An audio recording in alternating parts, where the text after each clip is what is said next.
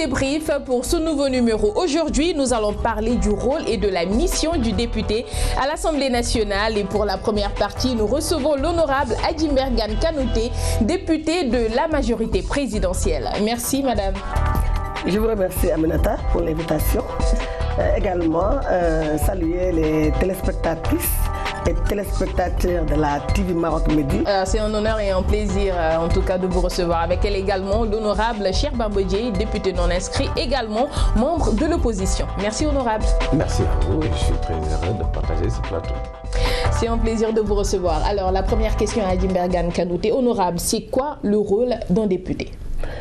Le rôle d'un député est assez noble parce que le député a d'abord une première fonction qui est la fonction de représentation, c'est-à-dire représenter le peuple à l'Assemblée nationale, représenter les populations à l'Assemblée nationale et les représenter dignement. Le député également a une fonction législative, c'est-à-dire il a pour mission de voter des lois. Le député a également la fonction budgétaire, c'est-à-dire le député doit également voter, participe au vote du budget. Il y a également une autre fonction qui est la fonction de contrôle de l'action gouvernementale et une fonction qui a été consacrée par la dernière révision constitutionnelle avec le référendum du 20 mars 2016 et donc qui a donné maintenant aux députés la mission d'évaluation des politiques publiques. Donc le député est quelqu'un qui propose des lois, le député est également quelqu'un qui fait voter des propositions de loi qui émanent du gouvernement. Donc pour dire simplement que le rôle du député est un rôle assez noble. Il est le porte-voix des populations. On peut représenter les populations d'une circonscription ou bien d'un département donné ou d'une région. Il revient au député de porter à l'Assemblée nationale les préoccupations des populations à la base. Parce que tout simplement, il est mandaté en quelque sorte, le député à l'Assemblée nationale. Et nous attendons du député qu'il joue pleinement ce rôle, qui est un rôle de représentant du peuple et dignement. Alors, honorable Cheikh Bamba Dièye, je vous repose la question. C'est quoi le rôle d'un député? Vous me permettrez simplement de partager les positions de l'honorable député, mais rappeler aux uns et aux autres que lorsque le législateur a pensé au début en termes d'organisation de l'État, il a structuré cette disposition sous trois aspects. Dans un premier temps, le rôle et mission de l'exécutif, s'entend le président de la République. De l'autre côté, la justice pour régler les différends entre les individus. Et un rôle essentiel catalyseur, celui du législatif. L'Assemblée nationale, dans une démocratie, a pour rôle essentiellement de voter les lois, de veiller à la loi de finances, à sa régularité, de voir comment les ressources publiques sont utilisées, de veiller dans des dispositions pour organiser comment vouloir vivre ensemble, parce que quand on parle d'un pays, on parle d'un projet partagé, on parle d'une vision, on parle d'objectifs. Et de ce point de vue-là, il est du rôle du député d'avoir cette double mission, celui de pouvoir répercuter au sein de l'hémicycle cette volonté populaire de cadrer la République, d'amener le développement, d'amorcer ce processus de développement, d'assumer son rôle de mission et son rôle et mission de contrôle de l'exécutif, contrôle de l'action du gouvernement, mais aussi d'organiser l'État, les rapports entre les individus à travers la loi. Ce sont des fonctions qui sont essentielles, surtout pour les démocraties africaines. Je crois qu'il est impérieux que tout représentant, tout parlementaire puisse comprendre que bien au-delà de son ancrage partisan, il a une responsabilité supérieure, celui d'être là pour ses populations, celui d'être là comme un rempart contre toutes les formes de dérive, celui d'être là comme celui qui doit veiller à ce que l'État, la République, le bien commun, l'usage et les usages dans la République puissent se faire selon les règles et en fonction des dispositifs. Je disais souvent à un juge qui disait qu'il y a une frontière naturelle. Je disais, bien oui, il y a une frontière naturelle. Mais l'avantage du député, c'est quoi? C'est-à-dire que lorsqu'on fait des choix en termes de gouvernance, lorsqu'on fait des choix en termes d'organisation de notre système judiciaire, c'est le parlementaire qui, à travers la lecture qu'il a de sa mission de représentation, de sa mission de représentant des Sénégalais et des citoyens, de voir dans tout ce qui est proposé, qu'est-ce qui est conforme à l'idéal partagé par l'ensemble de nos concitoyens. C'est une mission centrale, c'est une mission essentielle qui malheureusement, du fait même de la suggestion, voire même de cette forme de servilité que beaucoup de parlements ont vis-à-vis de l'exécutif, rend un peu inaudible cette mission essentielle dans un dispositif républicain. Bon, ça nous allons, parce que ça me ramène à poser la question de savoir est-ce que le mode d'élection du député lui permet de jouer convenablement son rôle. Bon, le fait d'être investi, surtout concernant la majorité, par le président de la République, le député est-il libre dans ses choix, selon vous? Vous savez, nous avons la chance d'avoir au Sénégal une séparation des pouvoirs. L'exécutif, le législatif et le judiciaire sont séparés. Donc, il n'y a pas vraiment d'interférence, il n'y a pas de... comment dirais-je? Je veux dire que l'exécutif ne se mêle pas du travail législatif, l'exécutif ne se mêle pas du travail du judiciaire, etc. Donc la séparation des pouvoirs est au Sénégal une réalité. Et cela, nous nous en réjouissons. Maintenant, pourquoi un député doit-il dépendre de celui qui a eu à l'investir? Donc je pense qu'au Sénégal, nous avons atteint un niveau de maturité tel que le député connaît réellement sa mission, qui est une mission de représentation du peuple. Le député ne peut pas être un représentant de l'exécutif, ne peut pas être un représentant de celui qui l'a investi. Il a la confiance d'un leader qu'il a investi, ou bien lui-même il s'investit, mais le député, même investi, bénéficiant de la confiance de l'exécutif ou bien d'une coalition ou de notre parti politique, cela n'empêche pas de garder son autonomie et d'être le représentant du peuple. C'est pourquoi tout à l'heure j'ai dit représenter dignement le peuple. C'est un mot qui a vraiment toute sa signification.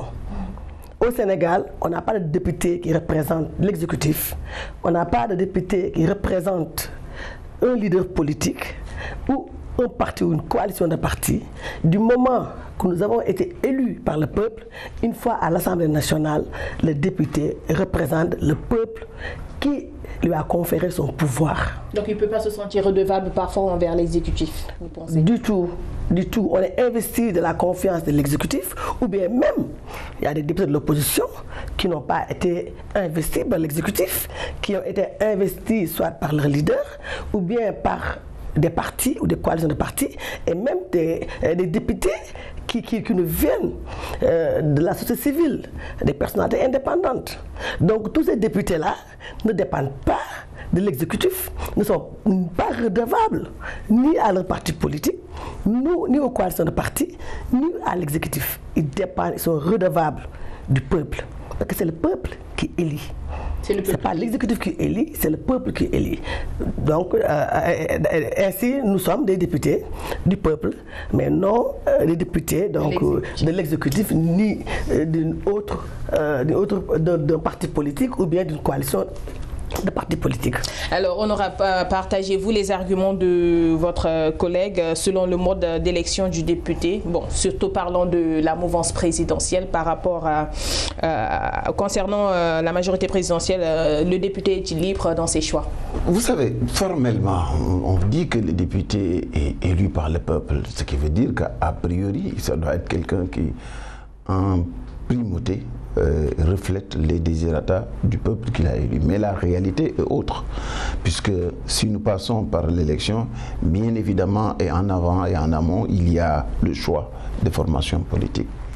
Et ce choix-là doit poser deux postulats. Pour pouvoir véritablement avoir un député qui joue son rôle de représentation, il faudrait nécessairement qu'il y ait un soubassement de formation, d'éducation politique. Ce qui malheureusement en Afrique et dans beaucoup de parlements n'existe pas. On choisit souvent au pifomètre et en fonction des intérêts plutôt partisans des uns et des autres. Ce qui fait que malheureusement, même si le texte de loi est très clair et proclame la liberté pour le député chaque fois certainement de travailler pour sa majorité, mais ensuite de défendre surtout le peuple, la formalité, la réalité de la pratique parlementaire fait que souvent les gens votent mécaniquement et ils réagissent en fonction des directives qui leur viennent de leur majorité, surtout pour les majorités africaines et particulièrement pour la majorité sénégalaise. De ce point de vue-là, il y a lieu que nous ne pouvons pas prétendre avoir des parlements à la hauteur parce que simplement, il y a encore ce lien qui n'est pas écrit, mais qui est bien réel à travers les groupes parlementaires, à travers les liens de redevabilité, parce que beaucoup, malheureusement en Afrique, quand ils sont élus députés, même si c'est avec les voix du peuple, il dit souvent je remercie monsieur Untel ou madame Untel parce que c'est grâce à lui que je suis devenu député.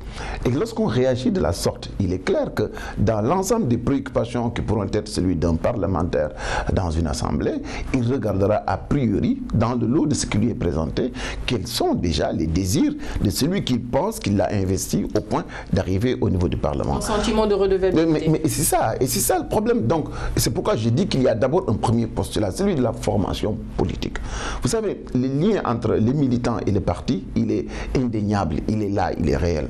Ce qui doit faire la différence, c'est que lorsque les formations politiques se donneront la peine de former leurs militants, de les informer, de les éduquer à la mission de député, qui n'est pas incompatible avec la charge de défendre les préoccupations de ta formation politique. Parce qu'au début, et enfin, le parti politique que vous avez amené est porteur d'idées. Ce parti a une vision pour le pays.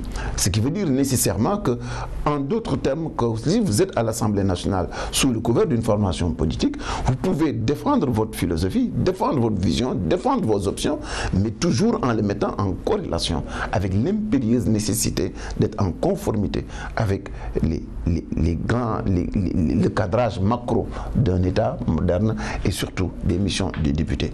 Si je reprends le cas du Sénégal et par rapport à la situation que nous vivons présentement, on est en droit de se poser la question de savoir, l'histoire politique de notre pays nous rappelle que parfois, lorsque individuellement interpellé, nous savons que ce qui est proposé n'est pas juste, comme pour le cas de Khalifa Sall, un député qui avait son immunité parlementaire, qui s'est vu refuser cette immunité parlementaire par un procureur, qui revient par la porte de dérobée, demander à l'Assemblée nationale de lever quelque chose qu'il avait nié et refusé de reconnaître.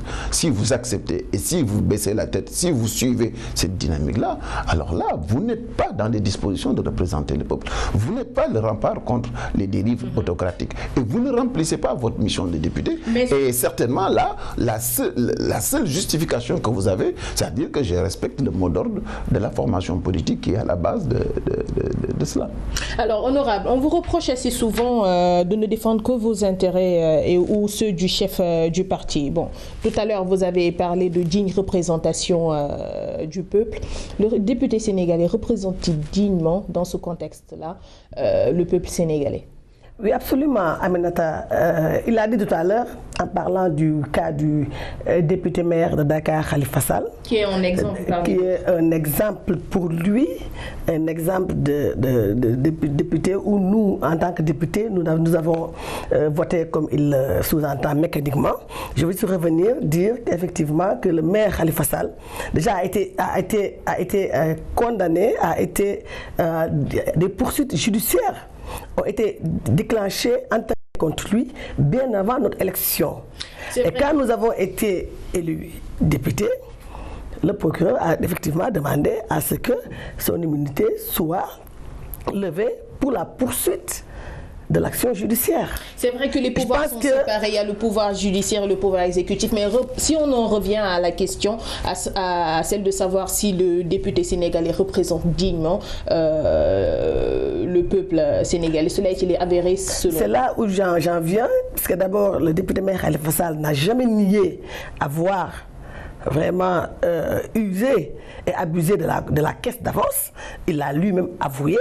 Donc si nous, députés, nous avons voté son unité parlementaire, donc ce n'est pas un vote mécanique, nous avons voté en toute responsabilité, nous avons voté en toute conscience. Toujours dans cette logique de la sauvegarde des intérêts du peuple. Toujours dans cette logique de la sauvegarde des intérêts du peuple. Parce que quelqu'un qui a eu à gérer les deniers publics a l'obligation de rendre compte. D'autant plus que cette personnalité politique n'a pas nié avoir abusé, touché à la caisse d'avance. Donc, pour dire simplement que nous, au niveau de l'Assemblée nationale, nous avons des députés responsables. Nous avons des députés qui votent en toute maturité et selon vraiment la conscience et selon également leur niveau d'analyse d'une situation et également le niveau donc, de compréhension d'une situation donnée. Et c'est le cas, bien évidemment, avec l'exemple qu'il vient de citer du maire de Dakar, Khalifa Sall. D'accord. Et si on en revient un peu concernant l'actualité, parce que vous n'êtes pas sans savoir puisque vous l'avez fait vous-même, la loi sur le parrainage a été votée. Et là, actuellement, il y a le président qui appelle au dialogue pour les modalités d'application de cette loi. Qu'en pensez-vous déjà? Déjà, le 30 novembre 2017, le président avait appelé au dialogue. Il avait appelé au dialogue et il avait même été demandé aux députés de l'opposition de faire des propositions concernant la personne qui allait diriger le cadre de concertation. Donc, une part de l'opposition a boycotté, elle n'est pas venue donc participer à ces discussions. Des décisions consensuelles ont été trouvées, et d'où le parrainage. Donc, pour dire tout simplement que le président Macky Sall a toujours appelé au dialogue et n'a de cesse d'appeler au dialogue. Déjà, le parrainage est une demande sociale, dans la mesure où, avec le référendum de 2016, il avait été doté des réformes, telles la modernisation des partis politiques, mais également la participation de tous les candidats, des candidatures indépendantes pour toutes les élections. Donc pour dire que simplement que le parrainage n'est pas un concept nouveau. En 1991 déjà, le parrainage était dans la Constitution et nous avons vu la participation des personnalités indépendantes. En 1993, Maître Mamadou Lo a recueillir le nombre de signatures sollicitées. En 2007, Maître Mame Adama Gueye également a pu également bénéficier, recueillir les signatures requises. Donc pour dire simplement que le parrainage, ce n'est pas un concept nouveau. Et nous avons appelé à une révision de la Constitution pour l'élargir maintenant aux partis politiques. Parce que tout simplement, pour le local de 2014, nous étions déjà à plus de 2700 listes de candidats. Et les élections législatives, on a eu 47 listes de candidats pour un coût de 18 milliards. Chaque liste nous a coûté 382 millions de francs CFA. Combien d'hôpitaux, combien d'églises, combien de mosquées, combien de centres de santé, etc. on aurait pu construire avec cet argent. Et si on en revient, j'aimerais bien avoir la version de l'honorable Cheikh Bamba Dièye par rapport à cet appel au dialogue du chef de l'État, juste après le vote plutôt de la loi sur le parrainage. Vous allez me permettre de revenir un tout petit peu en avant, parce qu'il y a pas mal de situations qui ont été évoquées tantôt. Si la question est, est-ce que les députés représentent dignement le peuple sénégalais, la réponse est claire, nette et précise, c'est non. Non. Pour revenir sur le cas de Khalifa Ababacar Sall, je suis désolé, honorable, la situation aujourd'hui, c'est que c'est une injustice flagrante qui a été faite.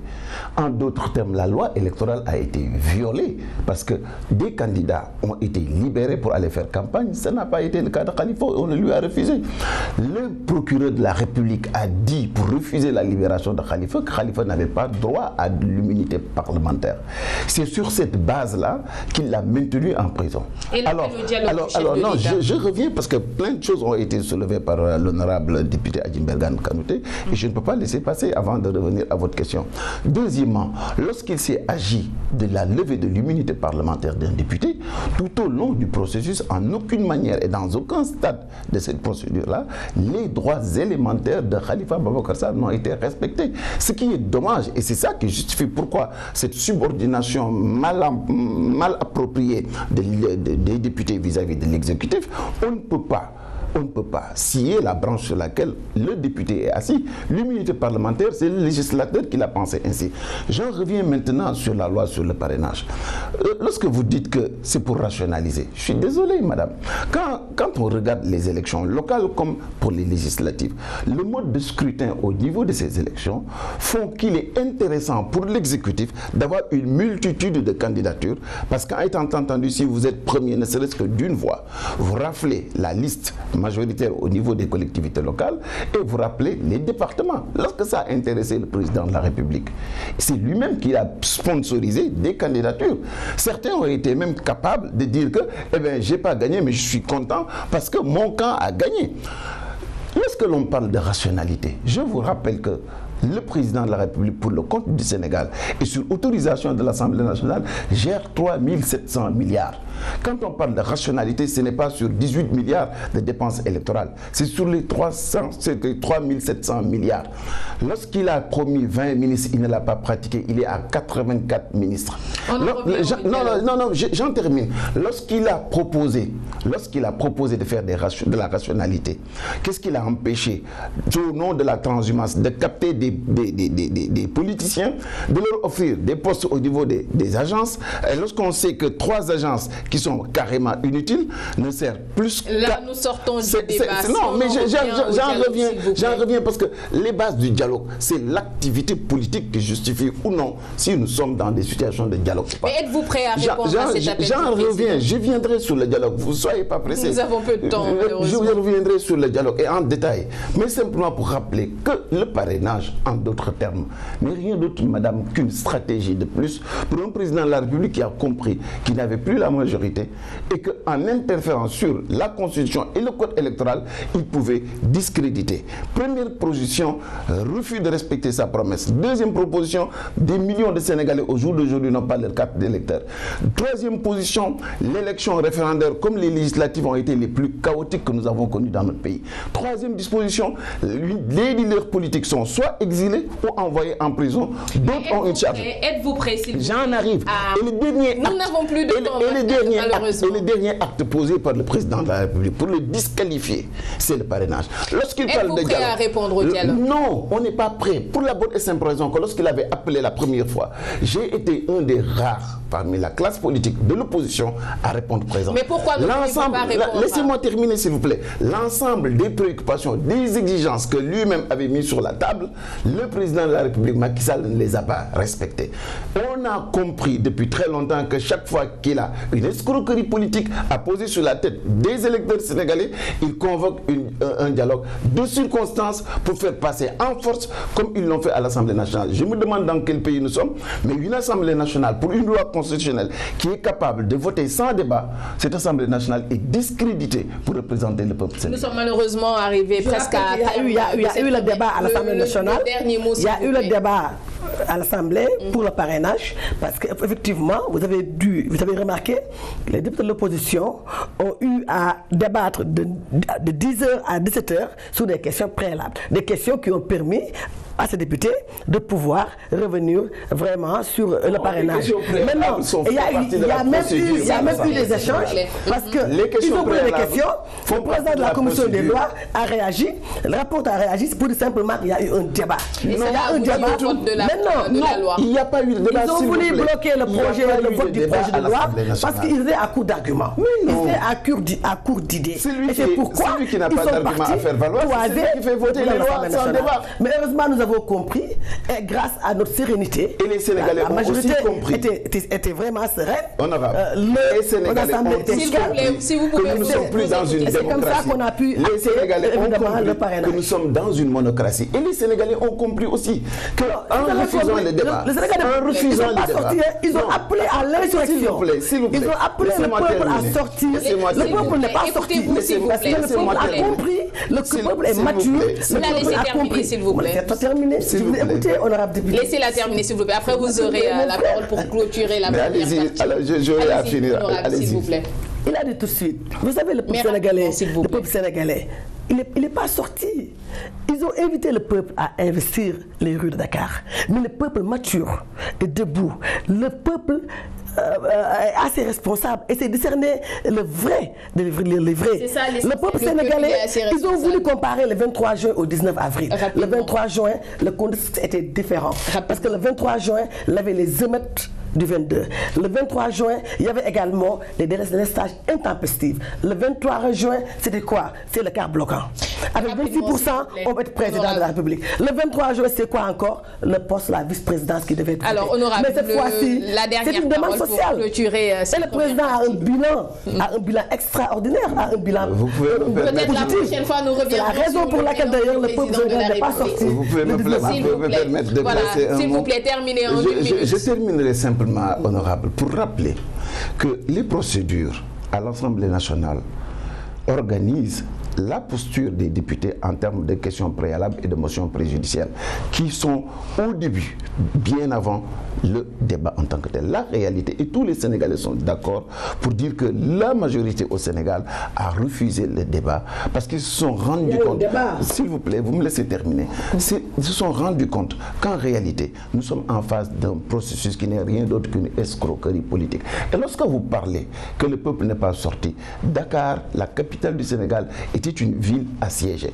Je me demande, je me suis posé la question de savoir, mais bon Dieu de bon sang, nous avions tous ces policiers-là, pendant ce temps, donc des enfants qui sont tués, qu'est-ce que l'État du Sénégal fait? Et en d'autres termes, juste une petite digression, pour rappeler simplement que si nous voulons vraiment construire une assemblée à l'image de la démocratie sénégalaise, le rendu qui consiste à refuser le débat parlementaire alors qu'on est hyper majoritaire est un problème. Et lorsque de ce point de vue-là, on peut qualifier le Parlement sénégalais, nous sommes tout sauf dans un Parlement qui est droit dans ses bottes, qui agit au nom du peuple. Malheureusement, nous sommes plutôt dans une assemblée qui n'est rien d'autre que le pendant, les turiféraires et simplement ceux-là qui sont là pour s'écrouler devant le dictat de l'exécutif. Malheureusement, le débat parce que lui-même a pris 2 fois la parole et ils étaient 17 intervenants du côté des députés de l'opposition. Donc bien évidemment, honorable chef frère, il y a eu un débat le 19 avril à l'Assemblée nationale et que le parrainage est une demande sociale. Nous sommes malheureusement au terme de cette première partie. Je vous le rappelle que nous avons reçu l'honorable député Adji Mbergane Kanouté et aussi l'honorable député Cheikh Bamba Dièye. C'est vrai que l'Assemblée nationale est ici pour le peuple et espérons que toutes les lois qui sont votées au sein de cet hémicycle seront en faveur du peuple. Bon, ne bougez pas, le débrief revient dans la seconde partie. Votre émission, le débrief se poursuit et là nous sommes dans la seconde partie. Un grand merci aux honorables invités, honorables députés plutôt, qui ont partagé le plateau avec nous dans la première partie. Et là pour la seconde, nous sommes avec Ali Farindiaï qui est politologue et également Mbaye Cissé, juriste et également membre du Forum du Justiciable. Merci messieurs. Merci Madame Aminata. C'est un plaisir de vous recevoir pour cette seconde partie. Ok, merci. Alors, je vous pose la première question. Selon vous, quel est le rôle véritable d'un député? Merci Madame Aminata. Permettez-moi de vous présenter mes salutations les plus émues. Également toute l'équipe de votre station. De remercier également mon cher expert en sciences politiques, mon professeur M. Ali Farindiaï. En fait, le rôle d'un député, je pense que les députés qui nous ont précédés l'ont déjà résumé. En fait, le rôle d'un député, le député il a un rôle énorme, il a un rôle très large, il a un rôle de représentation, il a un rôle également de procéder à l'adoption et au vote des lois, que ce soit les lois de finances, que ce soit les lois civiles, les lois pénales plus sévères comme plus douces, que ce soit également de procéder à la ratification de certain nombre de traités que l'État en question s'engage au niveau international. Et compte tenu de l'actualité actuellement, le député sénégalais joue-t-il bien son rôle selon vous, le rôle de représentant du peuple? Oui, le député sénégalais, il y a beaucoup de défaillances, il y a beaucoup de manquements à noter par rapport aux députés sénégalais. Je pense que le rôle de député, ça dépend également, si vous êtes investi par un parti, ça dépend également, une fois accrédité au niveau de l'Assemblée nationale, de se donner les moyens en tout cas de lever un peu votre niveau de responsabilité. Pourquoi? Que vous représentez le peuple, mais pas l'État en question, pas un pouvoir, pas un parti en question. De ce fait, lorsqu'il s'agit de voter une loi, surtout la loi sur la parrainage que je prends comme exemple, il va falloir impérativement que ça soit du côté de l'opposition comme du côté de la majorité, de nous expliquer le contenu intrinsèque de la loi, parce que vous représentez le peuple. Maintenant, il y a une personne qui n'est pas instruite, qui est à Kédougou ou qui est même à Dakar, même s'il est instruit, il ne peut pas comprendre le fond de la loi. Donc, il devait avoir la poursuite des débats sur le fond pour nous permettre de comprendre les tenants et les aboutissants de la loi sur la parrainage. Voilà. Ali Farindiaï, vous partagez les avis de... Oui, effectivement, comme l'a dit Mbaye, je crois que vouloir définir le rôle d'un député est une tâche complexe. Parce que, comme le disait l'ancien Premier ministre Michel Rocard au congrès du Parti socialiste en 1989, je cite, les intentions les plus généreuses peuvent engendrer les effets les plus douloureux. L'intention pour le député, souvent, n'est pas en adéquation tout le temps avec la véritable mission. Le rôle de député, c'est quoi? C'est la représentation. C'est participer à l'initiative des lois, contrôler l'action du gouvernement et être les véritables représentants des peuples sur des questions qui concernent le pays, la gestion du budget et l'orientation du budget. C'est pourquoi ce sont eux-mêmes qui font les lois. Donc c'est ça la véritable mission de tous les députés. Mais on se rend compte qu'avec le mode de désignation des députés, souvent les gens ont plus tendance à être plus loyaux avec leurs organisations politiques, les partis qui les ont investis sur des positions où ils sont devenus députés, au détriment du mode d'élection qui pourrait être comme une mode de représentation intégrale qui existe remet en question leur rôle fondamental. Effectivement, parce qu'en vérité, le député en votant, comme disait le président Kennedy, il a certes la confiance de ces gens pour être élu, mais la confiance de sa base ou bien de son parti, mais il doit voter sa conscience. À chaque fois qu'une loi est proposée, le député doit voir en quoi cette loi peut être en adéquation avec soit les intérêts nationaux ou les intérêts de sa base. C'est pourquoi si tu vas en Amérique, il y a un système qu'on appelle le filibuster, qui consiste à un certain nombre de députés, quand ils ne sont pas d'accord, qu'ils s'organisent à prendre la parole aussi longtemps qu'ils le veulent pour permettre tout simplement de reporter la possibilité de voter une loi. Parce que c'est à travers l'Assemblée doit être la photocopie du pays dans sa diversité. Et si on a ces genres de représentation, l'Assemblée devient plus crédible. Le Sénégalais moyen sent que lui-même, il a participé au choix de son représentant. Mais malheureusement, que ça soit au Sénégal, que ça soit en Angleterre, que ça soit en Amérique, que ça soit en Allemagne, les députés sont plus fidèles à leur parti qu'aux préoccupations de leur base.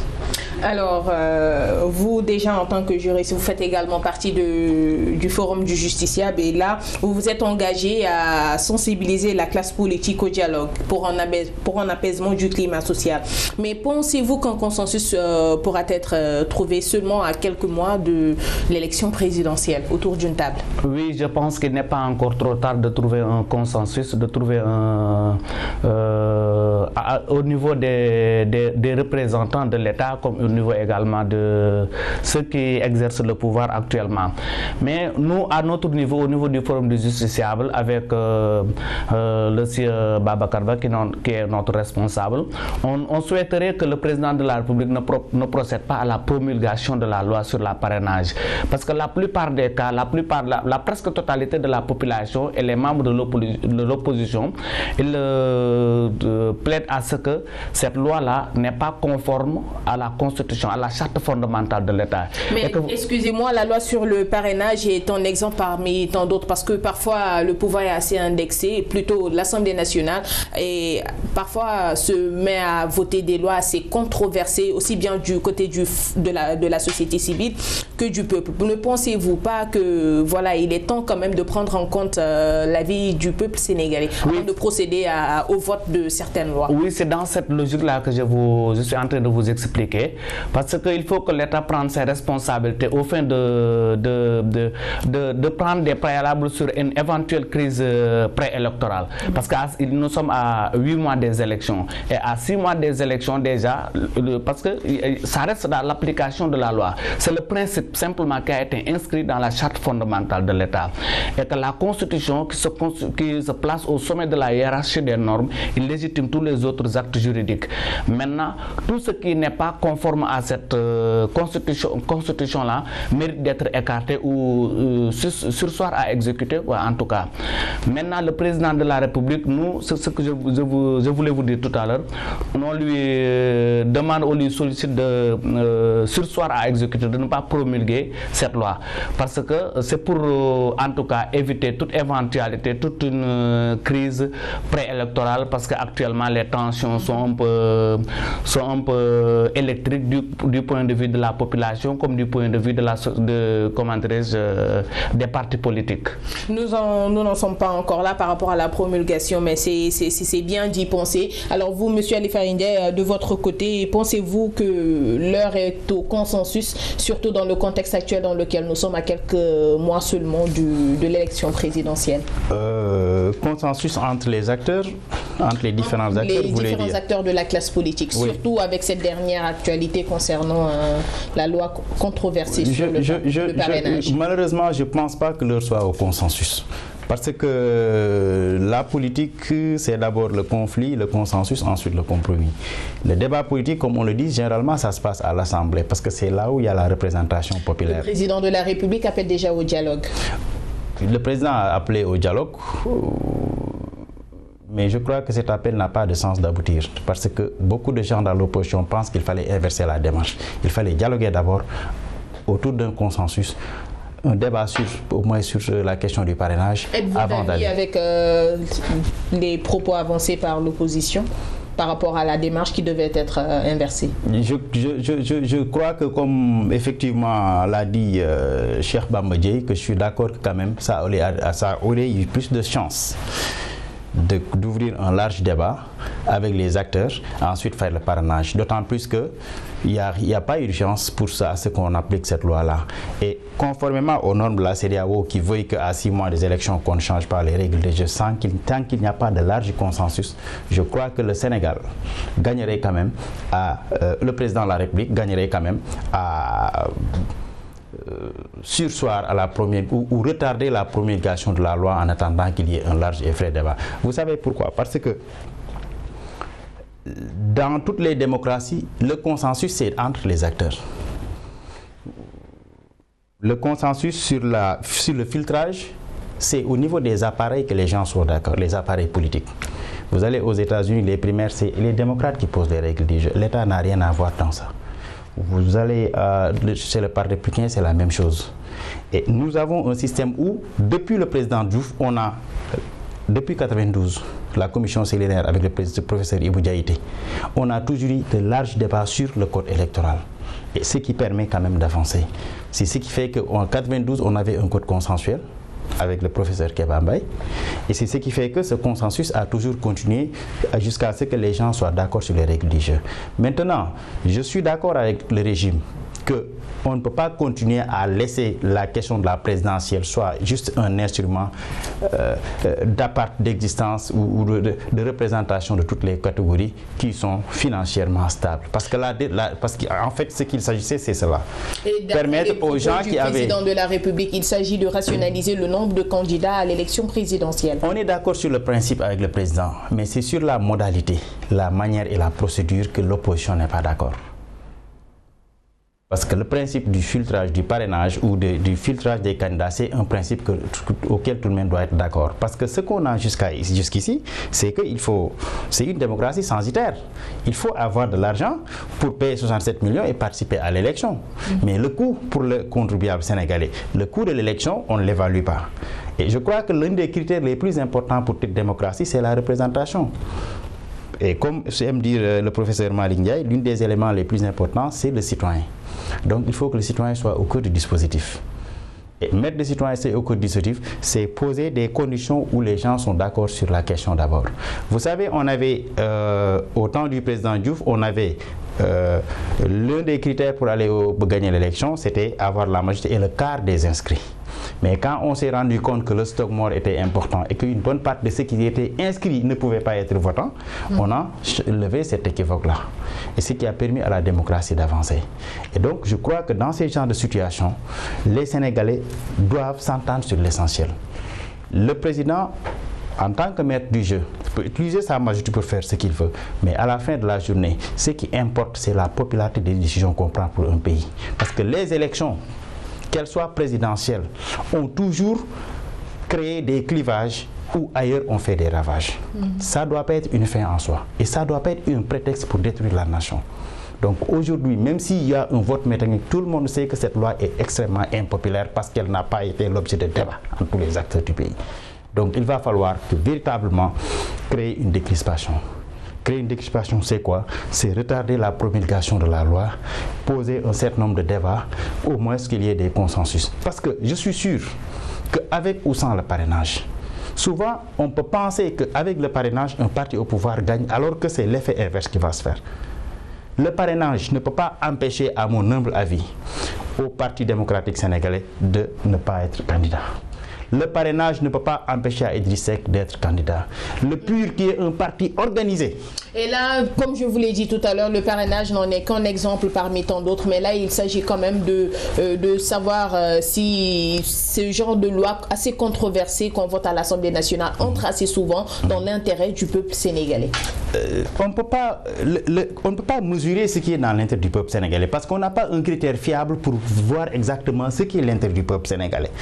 Est-ce qu'on a interrogé le peuple avant de le faire? On ne sait pas. Le pouvoir te dira que le peuple s'est exprimé à travers notre majorité, c'est nous ses représentants. Donc tout ce que nous défendons, c'est ce qui est de l'intérêt du peuple sénégalais. Bon point. Selon vous, forcément, la majorité se dit qu'il représente la voix du peuple, mais représente-t-elle forcément la voix du peuple? Parce que parfois, elle peut être en déphasage avec la volonté du peuple sénégalais. Non, moi je pense que la majorité elle est toujours en déphasage avec les intérêts du peuple. Parce qu'ils ne présentent pas des projets sociétaux, des projets qui sont à l'endroit de défendre les intérêts de la population.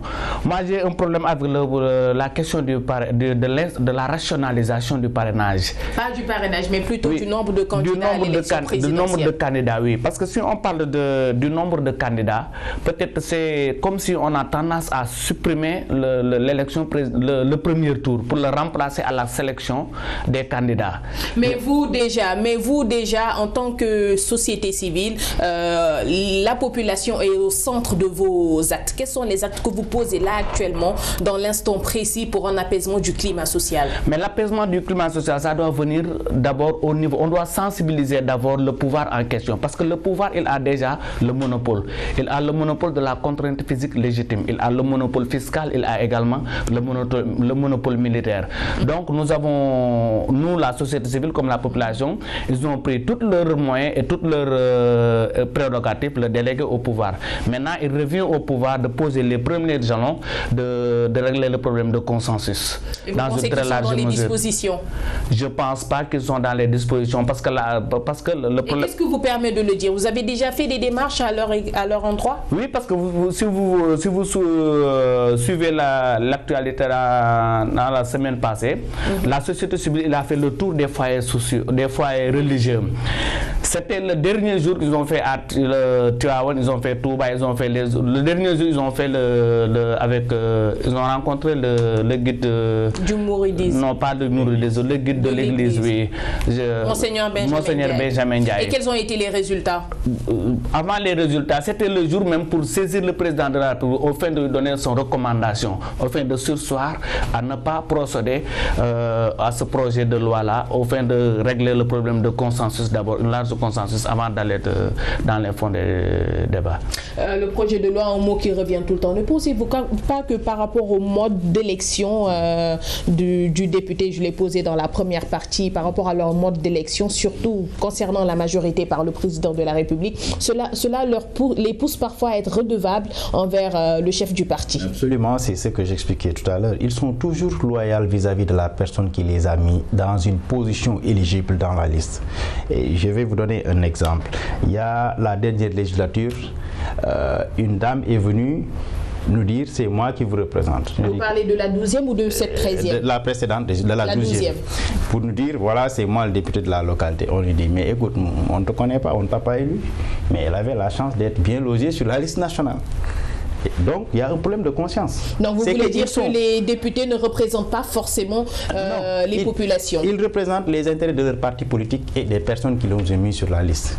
Parce que s'ils représentaient véritablement les intérêts les intérêts proportionnels, c'est-à-dire s'ils étaient élus sur des listes départementales exclusives, ou dans le district, par exemple, de Saint-Louis, on voit Cheikh Bamba Dièye est candidat, Mansour Faye est candidat, et les Saint-Louisiens choisissent sur la base de la localité de Saint-Louis qui sera député. À partir de ce moment, s'ils vont voter des lois, ils vont penser à leur réélection et à la base. Mais acceptons qu'il y en a quand même qui restent fidèles à leur principe, parce que c'est vrai que si on prend l'exemple de cette loi sur le parrainage, on a 117 quand même qui ont voté pour, mais les députés de la majorité, nous le savons bien, ne se limitent pas à ces 117, ils sont plus que ça. Cela veut dire qu'il y en a peut-être qui ont jugé que cette loi ne devait pas passer. Un député, comme le disait le président Kennedy, c'est sa conscience. Quand un député au pouvoir n'est pas d'accord avec le pouvoir, il doit avoir la sincérité de dire clairement que je suis avec la majorité, mais je ne suis pas d'accord sur ce point spécifique. C'est ce jeu clair que le député doit avoir, des rapports de vérité vis-à-vis de lui et vis-à-vis de sa base. Malheureusement, ce n'est pas le cas. Je le disais tantôt, la nature, la manière dont les députés sont élus, une bonne partie ont été loyaux avec le président de la République. Ils l'ont soutenu et une fois au pouvoir, il les a retournés l'ascenseur en les mettant dans des positions d'éligibilité. Il n'y avait pas de primaire à l'intérieur de la coalition Benno Bokk Yakaar pour choisir. La base ne faisait que des propositions, mais c'est le président qui validait. Donc, ce qui veut dire qu'on peut te proposer à la base et tu n'es pas, et on te fait sortir des listes. Mais donc, selon vous, quelle serait la solution à apporter à ce genre de cas? C'est vrai qu'en général, c'est de changer le mode d'élection des députés. Éliminer la liste nationale et faire une liste départementale proportionnelle intégrale. Première chose. Êtes-vous d'avis? Malheureusement, en faisant cela, on peut trouver une fourchette pour faire représenter avec le plus fort reste les leaders des partis d'opposition qui sont des symboles, qui ne peuvent pas gagner une localité, mais qui sont des symboles, comme on l'a. Vous savez que Mamour Diop Decroix est passé sur le plus fort reste, comme du reste Aïssata Tall Sall. Ils n'ont pas eu le coefficient normal pour avoir un député. Je rappelle que ce sont des députés de l'opposition. Oui, et ce système-là est bon, parce que ça vient aussi du code de Abdou Diouf. On a créé un système qui puisse permettre au moins aux partis politiques qui compètent aux élections et qui sont prêts d'avoir le coefficient mais qui ne l'ont pas d'être représentés. C'est souvent 6 à 5 députés qu'on choisit sur le plus fort reste. Mais tant qu'on ne change pas le mode d'élection, comme aux États-Unis, comme en Angleterre, comme en France, où les gens savent avant d'aller à l'élection, les gens de Kaolack commune savent les candidats qui vont compétir et décident de choisir, on n'aura pas des députés qui seront à la solde de leur base, on aura des députés qui seront à la solde de l'exécutif. La preuve, notre constitution dit clairement que l'initiative des lois appartient et au gouvernement et aux députés. Mais à chaque fois que des députés du pouvoir prennent des initiatives, ça, depuis le temps du Parti socialiste, c'est pour torpiller la loi au profit du pouvoir. Sada Ndiaye avait pris l'initiative de loi Sada Ndiaye, pour éjecter Macky Sall du perchoir. Parmi tant d'autres exemples. Et parmi tant d'autres exemples. Donc, véritablement, même si on parle de fait de séparation du pouvoir, il y a une confusion entre le pouvoir, politiquement, il y a une confusion entre ce qui est à l'Assemblée et ce qui est au législatif. L'exemple le plus flagrant, c'est que, je finis sur ce point, c'est qu'après les élections de 2012, j'ai eu l'honneur de participer à cette campagne-là et le ministre d'État Mbaye Ndiaye, qui était ministre de l'Intérieur, est venu à l'Assemblée pour dire Le choix du président pour le perchoir, c'est Moustapha Niasse. Le débat est clos. Vous voyez ça, c'est une émission de l'exécutif sur le parlementaire. Mais pour vous dire qu'il y a toujours des rapports de tutelle entre l'exécutif et le législatif. Et tant qu'on ne changera pas la loi, et je pourrais dire même par analogie à Aristote, quand il disait nous supprimerons l'esclavage quand les machines pourront fonctionner toutes seules, nous aurons des députés indépendants quand ils seront tous élus proportionnellement sur la liste départementale. Vous êtes d'avis plutôt vous en tant que juriste? Oui, moi je suis certes d'avis de cette proposition au fin de rationaliser le mode d'élection, parce que c'est le système qui fait défaut en tout cas, mais puisque nous ne sommes pas actuellement à ce niveau, je pense que c'est moi député en tant que représentant du peuple qui devrait asseoir sur mon niveau de responsabilité, quoi. Parce que si lors de la du vote de la loi sur le parrainage, les députés de l'opposition étaient prêts à nous expliquer pourquoi cette loi devrait être rejetée, mais il sera une responsabilité, une obligation impérative pour le pouvoir, pour la majorité en tout cas, qui représente la majorité du peuple, de nous expliquer dans le contenu intrinsèque de la loi pourquoi cette loi devrait être votée, pourquoi cette loi est conforme à la Constitution. Parce que la fois dernière, j'ai suivi un député qui a été interviewé par un journaliste. Il a dit en tout cas j'ai voté la loi, alors qu'il ne comprenait pas ce que englobe la notion de la loi sur la parrainage. Donc ils ont mis la charrue avant les bœufs. Ils ont mis la charrue avant les bœufs, quoi. C'est le système qui fait défaut. Et vous déjà là concrètement, disons qu'au sortir de cette émission par exemple, quels sont les actes que vous êtes en train de poser pour carrément éveiller quand même ces acteurs politiques là à ce qu'ils prennent conscience quand même des priorités du peuple sénégalais? En fait, les acteurs politiques, ils sont éveillés, la population, ils sont éveillés, mais juste puisqu'ils ont le pouvoir, ils ont tendance à poser des actes superfétatoires ou des actes de manœuvre, de subterfuge pour peut-être se maintenir au pouvoir. En tout cas, ça dépend quoi. Mais en fait, puisque nous sommes à 8 mois des élections, il y a probabilité peut-être des crises si on parvient pas à résoudre ce genre de problème-là. Je pense que ce que je vous avais donné tout à l'heure comme solution est à notre niveau, nous, de permettre de solliciter au président de la République de ne pas promulguer cette loi.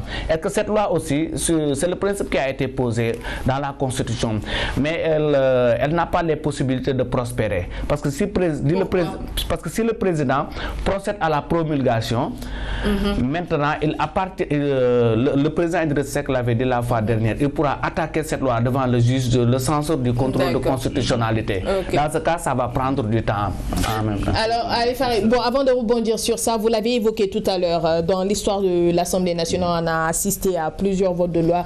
Vous avez parlé de la loi Sada Ndiaye, il y a aussi la loi Aizan, parmi tant d'autres qui vont assez souvent, qui sont favorables plutôt à l'exécutif. À quand le changement? Le changement viendrait quand on aura un large et vrai débat sur le mode législatif et qui parvienne effectivement à un mode de représentation qui puisse permettre aux parlementaires d'avoir plus de liberté et de distance vis-à-vis de l'exécutif. Et malheureusement, je ne pense pas que ce sera pour demain. Parce que comme il l'a si bien dit, un exemple m'est venu en tête. Et avec la parité, je suis de ceux qui pensent que même si je suis contre la parité, que le niveau des débats a baissé à l'Assemblée. Pourquoi? Parce que tout simplement, une bonne partie des femmes qui représentent le pouvoir, n'importe les pouvoirs, que ce soit au temps de Wade, parce qu'au temps de Wade, la femme du guide Mbedjotune disait « Ah, je peux être député parce qu'il suffit de voter et d'applaudir ». Et une bonne partie des femmes que vous avez vues... Vous parlez de la majorité ou de l'opposition? Généralement, c'est au niveau de la majorité. Parce qu'une bonne partie des femmes sont d'un niveau limité, mais l'esprit d'une démocratie, c'est que ce qui doit être au Parlement, ça doit être le peuple dans sa diversité. Mais disons aussi que l'Assemblée nationale aussi, c'est quelque part une représentation de toutes les couches de la nation. C'est ça. Au temps du Parti socialiste, il y avait un député qu'on disait le député des paysans, Socé Niang, qui était du bassin arachidier Kaolack. Socé Niang, pendant la motion de censure de l'URD en 1998, est parvenu à tenir des propos qu'il n'a pas pris à Djiboka. Feu Djiboka. Feu Djiboka insinuer en disant que ne sait même pas, ne sait pas ce qu'il dit. Et ceci dit que l'Assemblée, ce qui m'amène à l'Assemblée, c'est la base. Je représente les paysans. Comme le Watford représentait les transporteurs. C'est ça aussi une bonne représentation. Le Parlement, c'est le reflet de la société. Le niveau instructionnel d'un pays se reflète toujours au Parlement. C'est pourquoi une bonne partie des parlementaires sont d'un niveau très bas. Généralement parce que c'est des ménagères, c'est des femmes qui n'ont pas le niveau intellectuel pour soutenir un débat contradictoire fort. Nous sommes au terme malheureusement de cette émission. En tout cas, merci d'avoir répondu présent à notre invitation. Comme l'a si bien dit Ali Farid Ndiaye, l'Assemblée nationale doit être aux couleurs, si j'interprète bien vos mots, doit être le reflet de la société. Et bon, c'était le débrief. On espère que vous avez bien suivi cette émission concernant le rôle et la mission du député à l'Assemblée nationale. Rendez-vous la semaine prochaine, toujours sur Médian TV Afrique, et un grand merci à la réalisation.